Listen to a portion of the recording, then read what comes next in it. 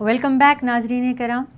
ہم سورہ البقرہ کر رہے تھے اور الف لام میم ذالک الکتاب لا ریب فیہ یہاں تک ہم نے تفسیر کی تھی. اب ہم اس کے آگے کرتے ہیں کہ یہ کتاب وہ ہے جس میں کوئی شک نہیں ہے کہ یہ آسمانی کتاب ہے اور یہ ھدی للمتقین ہے، یہ ہدایت ہے، یہ ہدایت کا روڈ میپ ہے، یہ سرتاپا ہدایت ہے. ہدایت ہے کیا؟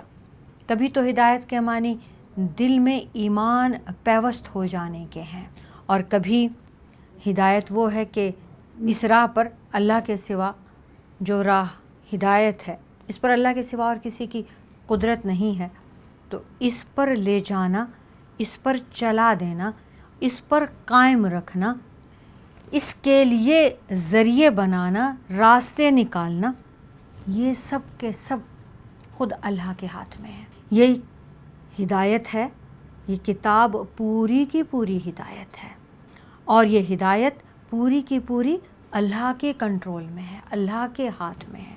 سورہ قصص کی آیت 56 ہے. اللہ تعالیٰ فرماتے ہیں اِنَّکَ لَا تَهْدِی مَنْ أَحْبَبْتَ، آپ ہدایت نہیں دے سکتے جسے آپ چاہیں، بل اللہ یہدی من یشاء، بلکہ ہدایت تو اللہ دیتا ہے جس کو وہ چاہتا ہے.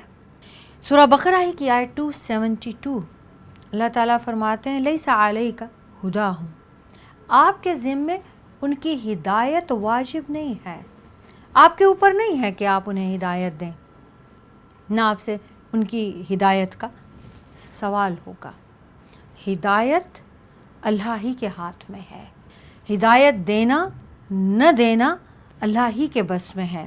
سورہ اعراف آیت 188 من یضلل اللہ فلا ہادی لہ، جسے اللہ گمراہ کر دے اس کو پھر کون ہدایت دے سکتا ہے؟ پھر اس کا کوئی ہادی نہیں، پھر اس کو کوئی ہدایت دینے والا نہیں.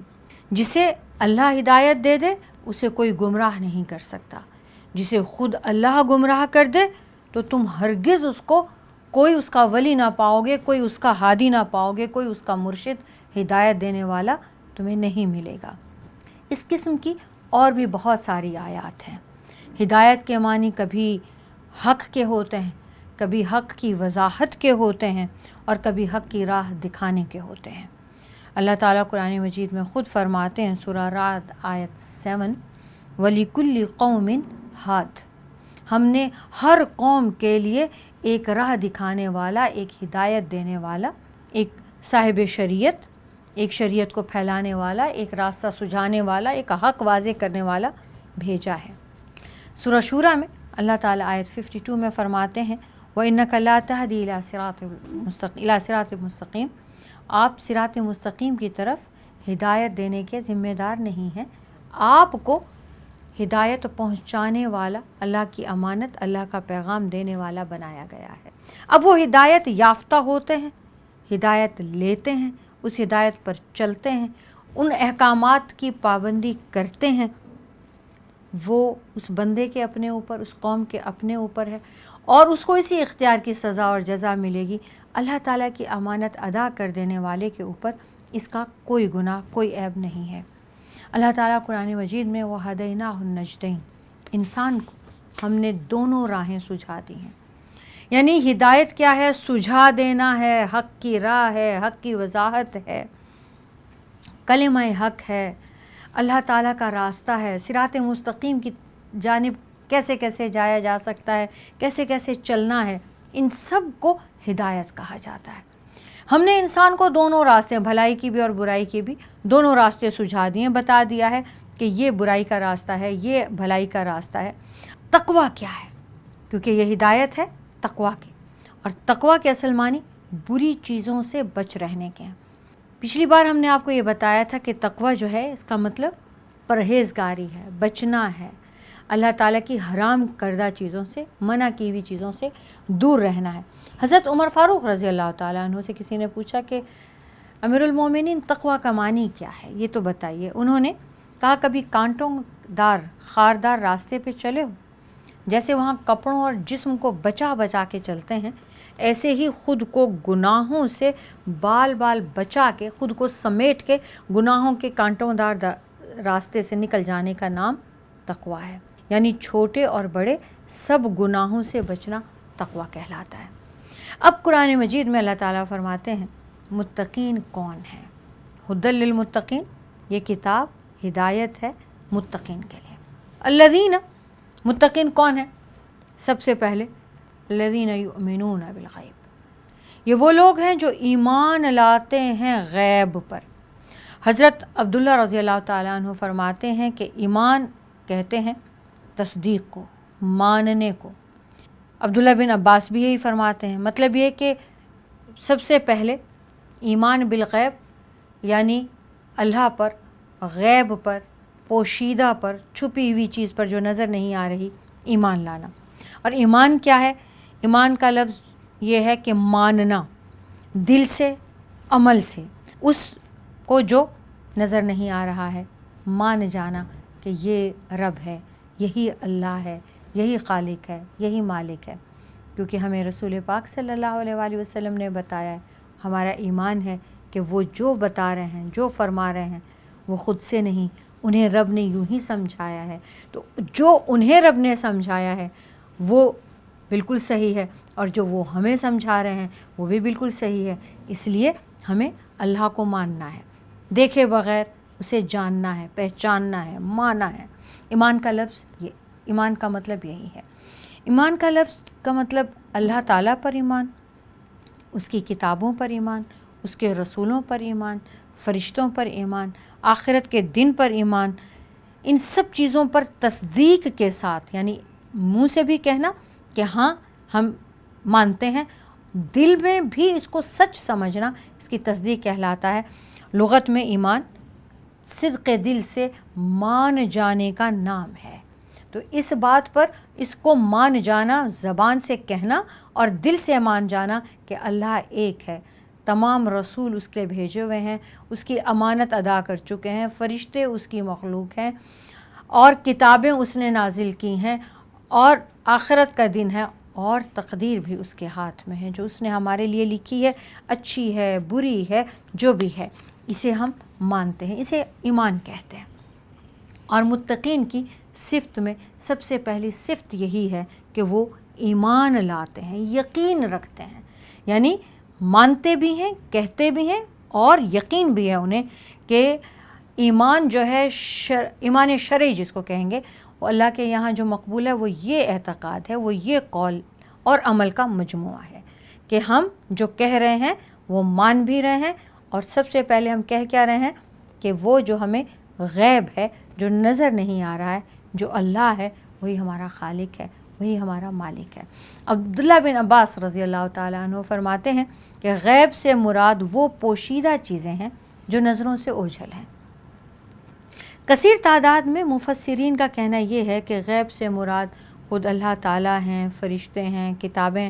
اب ہم نے قرآن مجید سے پہلی 314 نہ کتابیں دیکھی ہیں، نہ شریعتیں دیکھی ہیں، لیکن رسول اکرم صلی اللہ علیہ وآلہ وسلم فرما رہے ہیں انہیں اللہ تعالیٰ نے یہی بتایا ہے، اور ہم اسی بات پہ ایمان لاتے ہیں کہ اللہ نے یہ آخری کتاب نازل کی ہے، اس سے پہلے بھی کتابیں نازل کی ہیں۔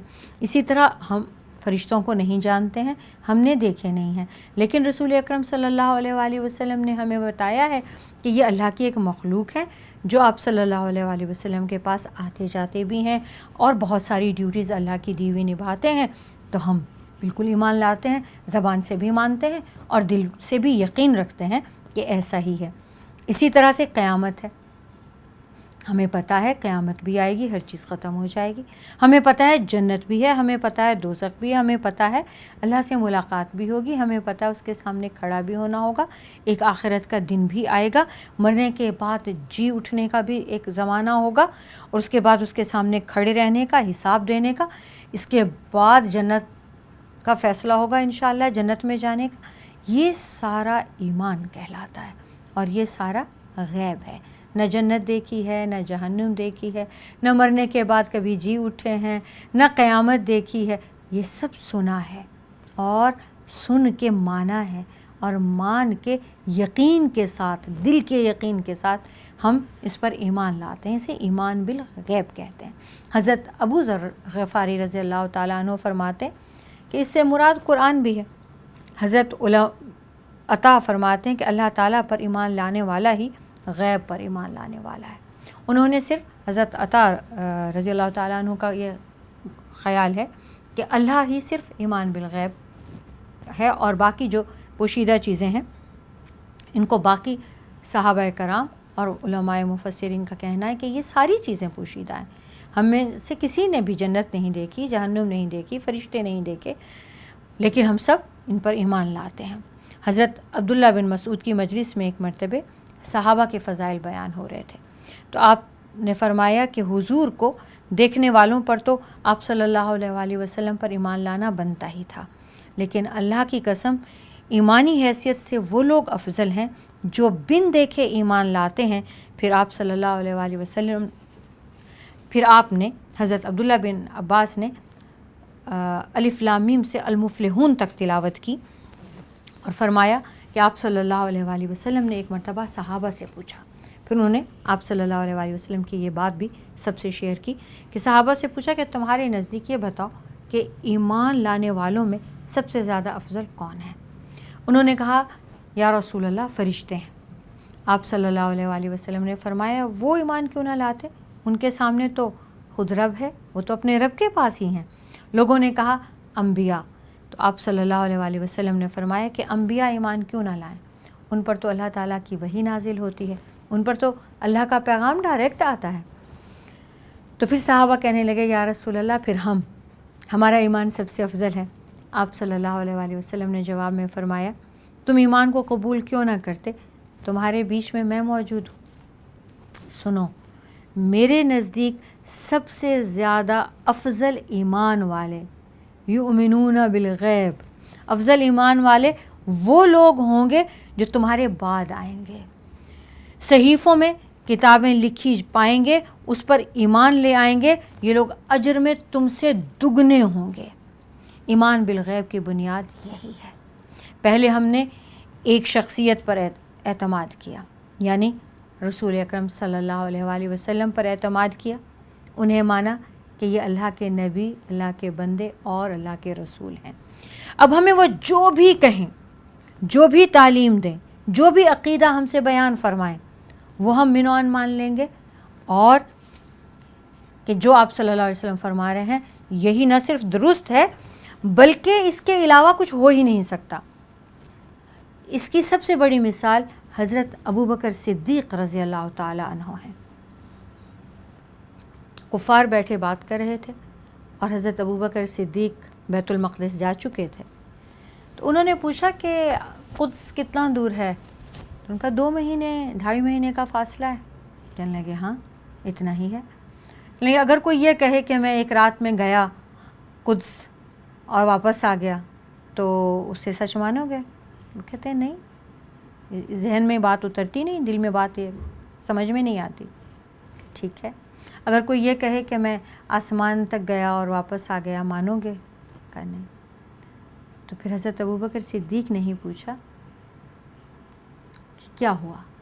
تو کہنے لگے وہ جو آپ کے دوست ہیں حضرت محمد صلی اللہ علیہ وآلہ وسلم کے بارے میں کہا، وہ یہ کہہ رہے ہیں کہ وہ مکہ سے گئے اور وہ مسجد اقصیٰ میں چلے گئے، وہاں انہوں نے نماز پڑھائی، پھر وہ آسمان پر چلے گئے، انہیں عرش اور آسمانوں کی سیر کرائی گئی، پھر وہاں سے انہوں نے جنتیں اور جہنم کا بھی انہیں نظارہ دکھایا گیا، پھر وہ واپس آئے، پھر قدس گئے، پھر وہاں سے پھر وہ مکہ مکرمہ واپس آئے، اور یوں ایک رات کے اندر ہی یہ سارا سفر انہوں نے طے کر لیا۔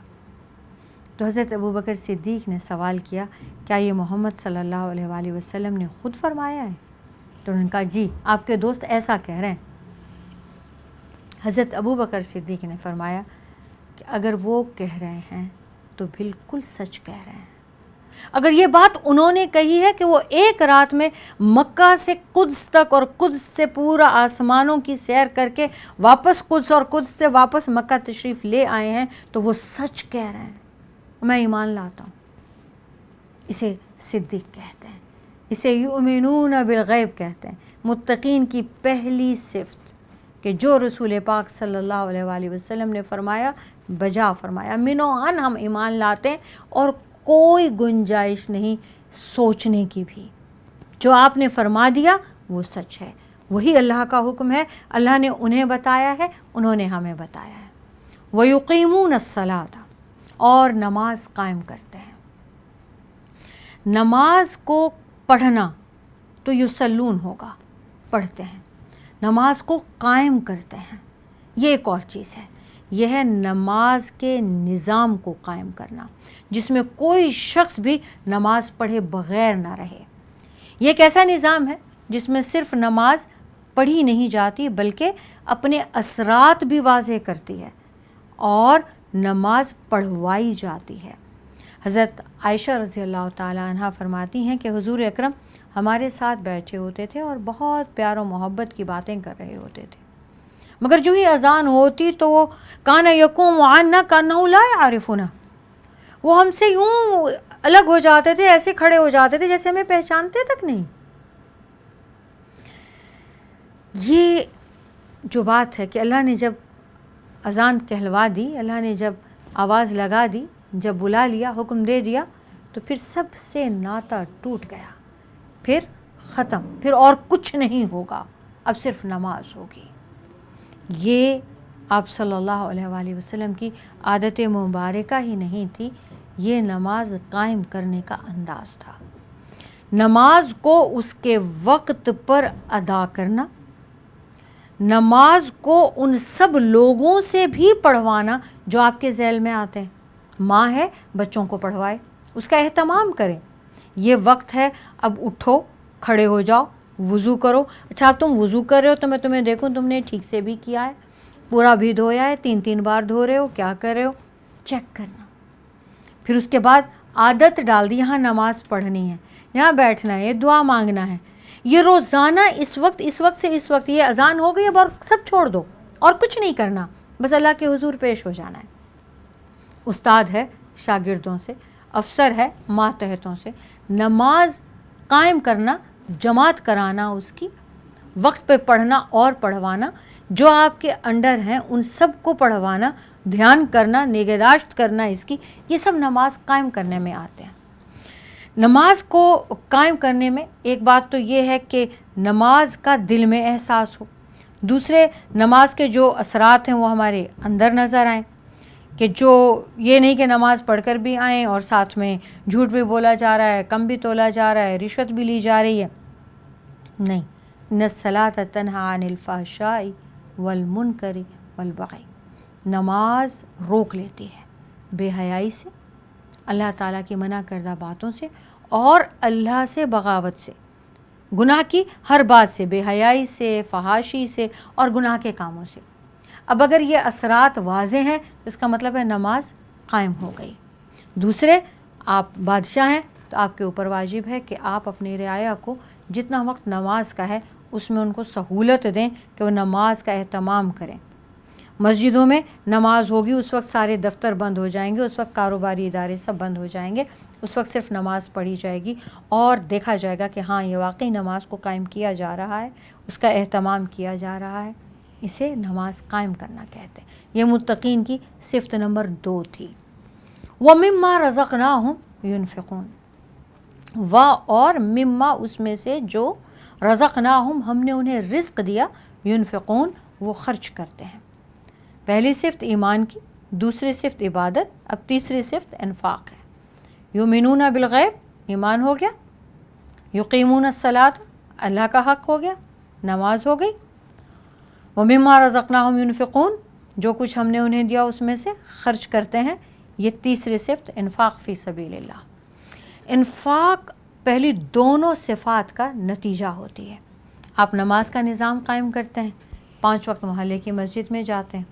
اب آپ دیکھتے ہیں محلے کے اندر 5 وقت میں مختلف لوگ آپ کو ملتے ہیں، ایک نماز میں ہیں دوسرے میں نہیں ہیں.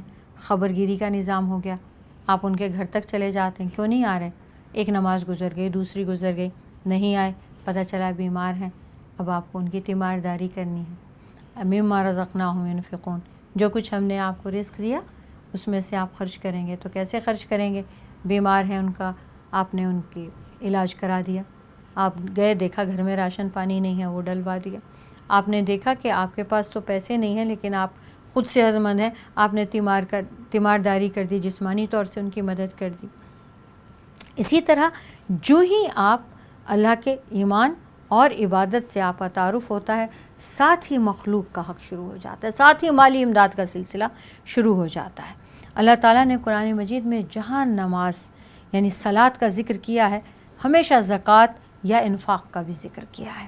حدیث پاک سے ثابت ہے کہ بخیل آدمی کو کبھی اللہ تعالیٰ کا قرب حاصل نہیں ہوتا، اور سخی آدمی کو اللہ تعالیٰ جتنا بھی اس کی کمزوریاں کیوں نہ ہوں، جتنی بھی اس کے اندر اس کی فطری بشری جو بھی کمزوریاں ہیں، گناہ ہیں کیوں نہ ہوں، اللہ کے یہاں اسے قرب ملتا ہے۔ اسی طرح بخیل آدمی کے لیے فرشتے دعا کرتے ہیں روزانہ صبح کہ الہی بخل کرنے والے کا مال برباد کر دے، اور سخی آدمی کے لیے دعا کرتے ہیں کہ الہی اسے اور بڑھا، اسے اور ترقی دے۔ اسی طرح اگر کوئی بخیل ہے، کنجوس ہے، اپنا مال بندوں سے روک کے رکھتا ہے، اللہ کی مخلوق پہ خرچ نہیں کرتا، اس میں اس کی اپنی ذات بھی شامل ہے۔ وَمِمَّا رَزَقْنَاهُمْ يُنْفِقُونَ، جو کچھ ہم نے انہیں رزق دیا، رزق میں سے دیا، وہ اس کو خرچ کرتے ہیں۔ اب وہ خرچ اپنی ذات سے ہے، پھر اپنی اولاد پہ ہے، پھر گھر بار پہ ہے، ماں باپ پہ ہے، بہن بھائیوں پہ ہے، یعنی اس کے بھی اللہ تعالیٰ نے مد بتائی کس میں کتنی ہے۔ یعنی سب سے زیادہ آپ اپنے والدین کے لیے ہے، پھر آپ اولاد کے لیے، پھر بہن بھائیوں کے لیے، حتیٰ کہ فرمائے کہ جو مرد، جو شوہر بیوی کے منہ میں بھی لقمہ دیتا ہے وہ اس کے لیے صدقہ بن جاتا ہے، یعنی اس کو نیکی میں اللہ تعالیٰ شامل کر لیتے ہیں۔ جیسے کہ صدقہ اور خیرات کرنے کی نیکی کا اجر ملتا ہے، ایسے بیوی جو کہ آپ کی ذمہ داری ہے، آپ اس کو کھلا رہے ہیں تو وہ بھی آپ کے لیے صدقے کی طرح، نیکی کی طرح آپ کو اس کا بھی اجر ملتا ہے۔ اسی طرح سے آپ صلی اللہ علیہ وآلہ وسلم نے فرمایا کہ بخیل آدمی چاہے کتنا ہی عابد، کتنا ہی زاہد کیوں نہ ہو، اللہ کے قریب نہیں ہو سکتا، اللہ کا قرب نہیں پا سکتا، اس لیے کہ اللہ تعالیٰ کے پاس متقین کی صفات میں سے یہ صفت ہے ایمان، نماز اور اللہ کی راہ میں خرچ کرنا۔ قرآن مجید میں اس سے پہلے بھی 314 صحیفے اور کتابیں جو ہم نے نازل کیں، ان کے صحیح ہونے پر بھی ایمان رکھتے ہیں کہ وہ بھی اللہ کی کتابیں تھیں۔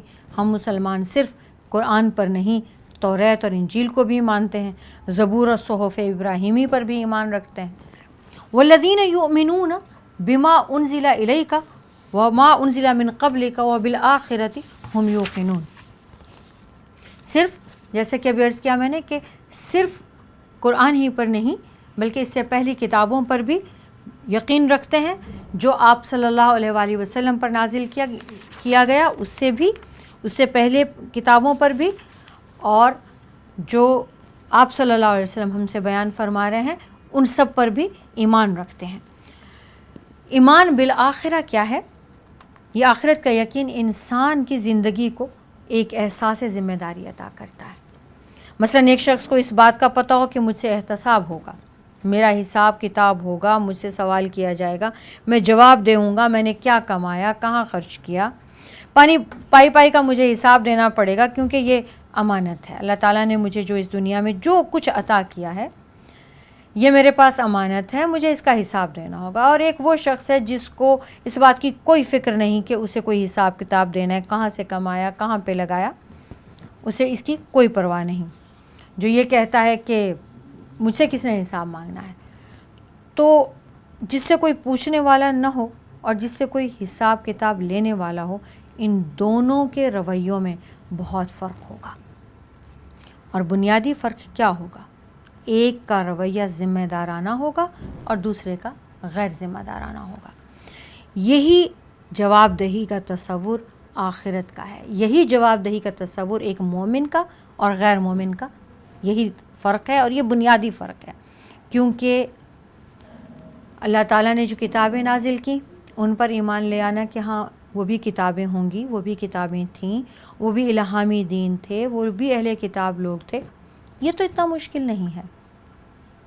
اب اگر ہمیں یہ کہا جائے کوئی ہمیں چیک کر رہا ہے، ہر ہمارا ایک ایک عمل دیکھا جا رہا ہے، اس کا حساب ہوگا، لکھا جا رہا ہے، پوچھا جائے گا، تو ہمارے اعمال سنور جائیں گے۔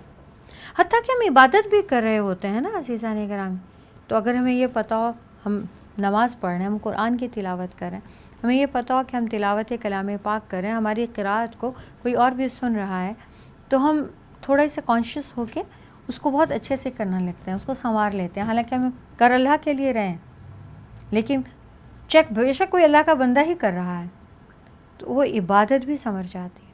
کوئی عمل اگر ہمیں پتہ ہو کہ اس کی پوچھ ہوگی، چیک ہو رہا ہے، ایک جگہ وہ پولیس والا کھڑا ہے، آپ اشارہ نہیں کاٹتے، آپ اور محتاط ہو جاتے ہیں، آگے پیچھے آپ کہیں بے فکری سے چل رہے ہوتے ہیں، آپ کو پتہ ہے کہ یہاں پہ آپ کی چال کو بھی نوٹ کیا جا رہا ہے، تو آپ اس کو بھی ٹھیک سے دیکھ لیتے ہیں۔ تو یہ جو چیک کا وہ ہے کہ ہمیں چیک کیا جا رہا ہے اور اس کا ہمیں حساب دینا ہوگا، تو یہ جو حساب کتاب کا تصور ہے یہ آخرت کے ساتھ مشروط ہے، اور جب ہم اس پر ایمان لاتے ہیں تو ہمارے تمام اعمال اس کے مطابق بن جاتے ہیں، ہمیں حساب دینا ہوگا، ہمیں جواب دینا ہوگا، تو پھر ظلم کا نظام ختم ہو جاتا ہے۔ ظلم کیسے کریں گے، اس کا تو بھرنا پڑ جائے گا، پھر صبر جو ہے اس کا نظام بھی چل پڑے گا کہ اچھا اس کا تو ہمیں کل کو بدلہ ملے گا اور بہت زیادہ ملے گا، تو لاؤ آخرت کے لیے بھی کچھ چھوڑ دیتے ہیں۔ اولئک علی ھدی من ربہم، یہ وہ لوگ ہیں، یہ وہ متقین ہیں جو اپنے رب کی طرف سے، اولئک یہ لوگ، علی ھدی ہدایت کے اوپر ہیں، من ربہم رب کی طرف سے اپنے، واولئک اور یہی لوگ ہیں، ہم المفلحون وہی کامیاب ہیں۔ تو کیا ہوا، کون لوگ ہیں؟ جن لوگوں میں یہ 5 صفات ہیں: ایمان بالغیب، نماز قائم کرنا، اللہ کے راستے میں خرچ کرنا، اللہ کے کلام پر پکا ایمان رکھنا، آخرت پر یقین رکھنا، وَأُولَئِكَ هُمُ الْمُفْلِحُونَ اور یہی لوگ فلاح پا جانے والے ہیں۔ فلاح کیا ہے؟ کامیابی، جیت گئے، کامیاب ہو گئے، یہ گارنٹیڈ ہے۔ یہ وہ لوگ ہیں، یہ متقین ہیں جن میں یہ صفات ہیں۔ یہ کتاب یہ صفات پیدا کرنے والی ہے، اسی صفات پر بڑھوتری دینے والی ہے، یہ ماننے والے لوگ اس ہدایت یافتہ ہیں، وہ اس کتاب کے حامل ہیں، اور یہی تو کامیاب ہیں، یہ تو جیت گئے، یہ تو فلاح پا گئے، یہ تو کامیاب ہو گئے، یہی تو ہیں اولئک وہ لوگ، ہم المفلحون وہی تو کامیاب ہیں۔ کامیابی اور فلاح انہی کا حصہ ہے، انہی کا خاصہ ہے، انہی کا نصیب ہے۔ عزیزان گرامی، آج ہمارا یہ ایپیسوڈ ختم ہوا جس میں ہم نے قرآن مجید کا تعارف، اس کو سمجھنا، اس کی تفسیر کرنا، اور ہم نے فاتحہ اور سورہ بقرہ کی اہمیت اور فضیلت، فاتحہ کی اہمیت اور فضیلت، اور المفلحون تک تفسیر کی ہے۔ انشاءاللہ تعالی کل ہم اس کے بعد سے کریں گے، اور ہم نے اس کا تفسیری ترجمہ نور المبین تفسیری ترجمے سے، اور تفسیر نور الہدیٰ تفسیر سے اور ابن کثیر سے لی ہے۔ نور الہدیٰ میرے والد ڈاکٹر غلام مرتضیٰ ملک شہید کی، اور تفسیر ابن کثیر تو آپ جانتے ہیں زیادہ تر ہم نے یہاں سے لیا ہے، اور باقی تفاسیر کا بھی مطالعہ کیا ہے۔ اللہ تعالیٰ اسے قبول فرمائے۔ وآخر دعوانا الحمدللہ رب العالمین۔